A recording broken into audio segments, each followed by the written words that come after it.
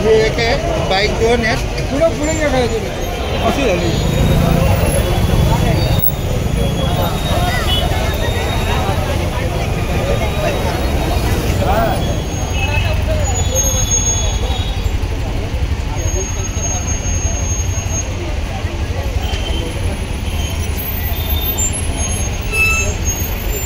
तो तीन रिक्षा 5-6 रिक्षा आहे.